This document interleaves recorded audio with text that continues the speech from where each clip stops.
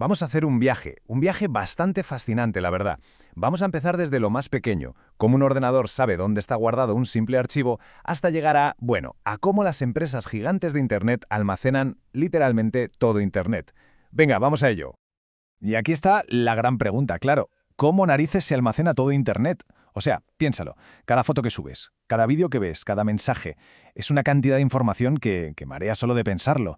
Parece una tarea imposible, ¿a que sí? Pues vamos a ver si no lo es tanto. Vamos a desglosarla pieza por pieza. Claro, para entender algo tan inmenso, lo mejor es empezar por lo más básico, por el principio de todo. Y el principio es este, la organización de la información. Venga, empecemos por lo más fundamental, algo que hacemos todos los días. En nuestro propio ordenador, ¿cómo sabe el sistema operativo dónde está ese documento que guardamos la semana pasada? O sea, ¿cómo lo encuentra? Porque te aseguro, no es magia. Es un sistema y está muy, pero que muy bien pensado. Pues ese sistema tiene un nombre. Es el sistema de ficheros. A mí me gusta imaginarlo como si fuera un bibliotecario digital, pero uno súper organizado, ¿eh? Su trabajo no es solo guardar los archivos y ya está. No, los organiza en una estructura súper lógica de carpetas, una especie de árbol, para que el sistema operativo sepa ir directo al grano, al instante. Y ojo, porque esta es la base sobre la que se construye absolutamente todo lo demás. Vale, perfecto. Ya tenemos a nuestro bibliotecario digital con todo superordenado en un único disco duro. Y claro, aquí es donde aparece el primer gran problema, la primera gran crisis. Porque a ver, ¿qué pasa si ese único disco falla? Un mal golpe, un corte de luz, lo que sea, y ¡boom! Adiós a todos nuestros datos, desaparecidos para siempre. Esto en el mundillo se conoce como un punto único de fallo, y es sin duda el primer gran enemigo a batir en el almacenamiento de datos. Y para batir a ese enemigo, entra en juego una tecnología que es clave, el RAID. La idea es sencillamente brillante. En lugar de jugárnosla todo a un único disco, vamos a combinar varios discos físicos para que trabajen como si fueran uno solo. ¿Para qué? Pues mira, o para ganar muchísima velocidad, o para tener una seguridad a prueba de bombas, o para buscar un equilibrio entre las dos cosas. Vamos con el primer tipo, el RAID 0. Este va por todas con la velocidad, solo le importa eso. Imagínate, llega un trozo de datos, pues el sistema lo corta en pedacitos y escribe cada pedacito en un disco distinto, a la vez. Claro, esto hace que la velocidad de escritura y de lectura se dispare, pero, y es un pero muy grande, tiene un inconveniente brutal, cero protección. Si uno de los discos falla, se pierde absolutamente todo. Vale, ahora cambiamos de chip completamente. Pasamos a la seguridad con el RAID 1. Aquí la palabra clave es redundancia. La idea es otra. Llega un bloque de datos y el sistema, antes de nada, crea una copia idéntica, un espejo, vamos. Y luego escribe el original en un disco y la copia en otro. ¿Qué conseguimos con esto? Pues que si un disco se estropea, no pasa absolutamente nada. Tenemos un clon perfecto esperando en el otro. Seguridad máxima. Y aquí lo vemos todo un poco más claro en esta comparativa. El RAID 0, como decíamos, es pura velocidad, pero sin red de seguridad, cero. El RAID 1 es como un búnker, es segurísimo, pero claro, nos cuesta la mitad de la capacidad total de almacenamiento. Y luego está el RAID 5, que es una opción súper popular porque busca el equilibrio. Utiliza un sistema muy ingenioso llamado paridad, que, para que nos entendamos, es como un cálculo matemático que permite reconstruir la información de un disco si se rompe. Así que nos da buena velocidad y buena seguridad, eso sí, necesitando al menos 3 discos. Muy bien, ya hemos solucionado el problema de que un disco pueda fallar. Genial. Pero claro, el mundo digital no paró de crecer, ¿verdad? Y de repente nos encontramos con un problema de una magnitud, completamente diferente. El problema de la escala. Y la pregunta ahora es, vale, ¿y qué hacemos cuando la cantidad de datos es tan bestia que ya no cabe ni en la máquina más grande y potente que te puedas imaginar? Pensemos un segundo en los datos que manejan Google o Netflix o Amazon. Es una locura. Pues a ese problemón, es a lo que llamamos Big Data. La solución, como suele pasar, es cambiar la forma de pensar. Hay que dejar de pensar en una sola máquina superpotente y empezar a pensar en un clúster, un equipo de muchas máquinas normales y corrientes. Esto es, en esencia, un sistema de ficheros distribuido. La idea es coger un archivo gigantesco, trocearlo y repartir esos trozos entre un montón de ordenadores. Lo genial es que, para quien lo usa, todo parece un único sistema de ficheros normal, pero por debajo lo que hay es un auténtico ejército de máquinas trabajando en equipo.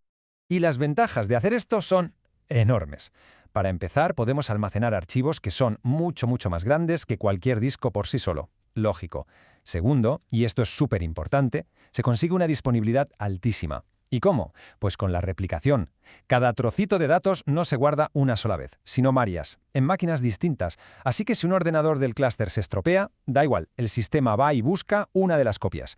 Y encima, el acceso es más rápido, porque se pueden leer varios trozos del archivo a la vez desde máquinas diferentes. Vale, recapitulemos. Ya sabemos cómo almacenar muchísimos datos y cómo protegerlos para que no se pierdan. Parece que lo tenemos todo, ¿no? Pues no. Surge un nuevo reto. El problema de la flexibilidad, o como a mí me gusta llamarlo, el problema de los datos desordenados. Es que, a ver, ¿qué pasa cuando los datos no son tan bonitos de ordenados como para meterlos en las filas y columnas de una hoja de cálculo? Pensemos en un post de una red social, una foto, un vídeo, un documento de texto. Son datos que no tienen una estructura fija, son no estructurados, y los sistemas de toda la vida sufren muchísimo para manejarlos. Y aquí es donde chocan dos filosofías, dos maneras de ver el mundo de los datos. Por un lado, el método tradicional, el de las bases de datos de siempre, las relacionales.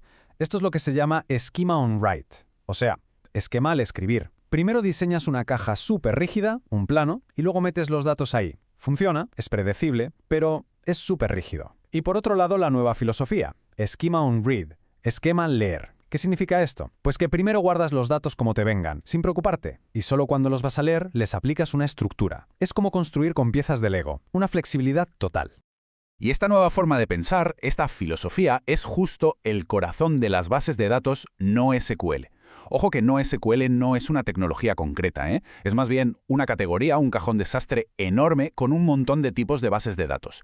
¿Qué tienen en común? Pues que todas están diseñadas para romper con las reglas del modelo relacional de toda la vida y poder manejar la escala, la variedad y la velocidad de los datos de hoy en día. Venga, pues vamos a juntar todas las piezas del puzzle. Con todo esto que hemos visto, cómo es por dentro el ecosistema de datos que hace funcionar las aplicaciones que usamos a diario. Pues se basa principalmente en dos técnicas que son fundamentales. La primera, el sharding, que no es más que coger una base de datos que es gigantesca, cortarla en trozos más manejables, los shards, y repartir esos trozos entre un montón de servidores. Y la segunda técnica es la replicación, que esta ya nos suena. Simplemente es copiar esos datos en varios servidores a la vez. ¿Para qué? Para garantizar que si algo falla, el sistema siga funcionando como si nada. Y dentro de la replicación hay, digamos, dos sabores principales. La estrategia maestro-esclavo, donde hay un jefe, el maestro, todas las escrituras de datos van a él y él ya se encarga de copiarlas a los esclavos. Es un sistema sencillo, pero tiene un problema. Si el maestro falla, se lía. La otra opción es peer-to-peer, o de igual a igual.